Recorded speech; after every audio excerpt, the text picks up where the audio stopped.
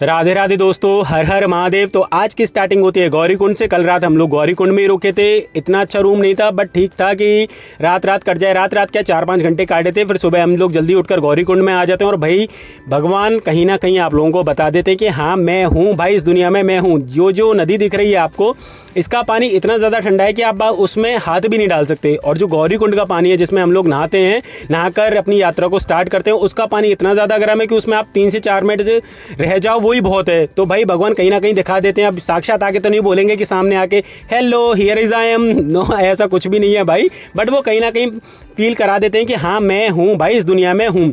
उसके बाद हम भाई नहा लेते हैं। नहाने के बाद में अपनी यात्रा को स्टार्ट कर देते हैं। मेरे मम्मी पापा के लिए मैं घोड़े कर देता हूँ, क्योंकि उनकी एज भी हो गई है और ट्रैक बहुत ज़्यादा लंबा है और उल्टा सीधा ख़राब रास्ता सारी चीज़ें हैं, तो वो नहीं चढ़ पाएंगे। तो उनके लिए घोड़े कर देता हूँ। और मैं यही सजेस्ट करूँगा, कभी कोई केदारनाथ जाए तो भाई स्टार्टिंग में ही घोड़े खच्चर पाल की सारी चीज़ें होती हैं, गवर्नमेंट के थ्रू होती हैं, एक स्लिप कटती है तो गवर्नमेंट वाली ही करना। बीच में किसी अदर पर्सन से मत लेना, क्योंकि वो लोग क्या करते हैं बीच में ही उतार देते हैं और वो इतनी बुरी तरह घोड़ा चलाते हैं, क्योंकि रास्ता बहुत ही ज़्यादा ख़राब है। उनकी कोई रिस्पॉन्सिबिलिटीज़ नहीं होती। जो गवर्नमेंट वाले होते हैं उनकी पूरी रिस्पॉन्सिबिलिटीज़ होती है, तो वो आराम से चलाते हैं। तो आपने सुना होगा खच्चर से कोई इंसान गिर गया, उसके बहुत ज़्यादा लग गई, बहुत ज़्यादा इंजर्ड हो गया। तो भाई ये होता है, हम लोगों ने देख लिया था। तो मैंने और मेरी छोटी बहन ने पहले से डिसाइड कर रखा था कि हम लोग पैदल जाएंगे। भाई 22 किलोमीटर का पूरा ट्रैक है, कम नहीं है, 17-18 बस बोलने में आता, लेकिन ट्रैक बहुत ज़्यादा खतरनाक है।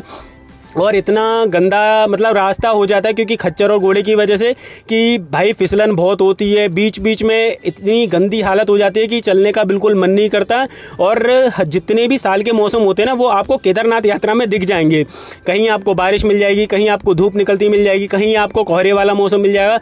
मतलब जितने भी साल के मौसम है वो आपको भाई केदारनाथ यात्रा में मिल जाएंगे। तो मेरे मम्मी पापा जल्दी पहुँच गए थे, क्योंकि वो घोड़े से गए थे, तो उन्होंने एक अच्छा काम कर रखा था। वहाँ जाके उन्होंने 2 टेंट ले रखे थे। भाई मैंने जाते ही वहाँ आराम किया सबसे पहले, क्योंकि बहुत ज़्यादा थक जाते हैं। 8.5 घंटे समथिंग हमको लगे थे पूरा ट्रैक कंप्लीट करने में। और मैं बहुत ज़्यादा थक गया था, बहुत ज़्यादा थक ही जाते हैं यार। 8.5 घंटे आप चलो, वो भी बिल्कुल खड़ी चढ़ाई पर और उल्टे सीधे रास्ते पर, तो ऐसी तैसी हो जाती है। थोड़ी बहुत देर आराम करने के बाद मैं सीधे निकल जाता हूँ मंदिर में दर्शन करने के लिए।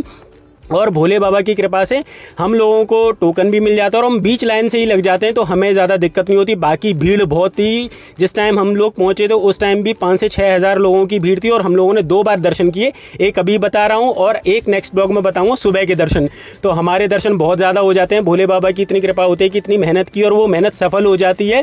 बाकी सारी चीज़ें मैं बताऊँगा नेक्स्ट ब्लॉग में। और अब मिलते हैं नेक्स्ट ब्लॉग में। राधे राधे दोस्तों।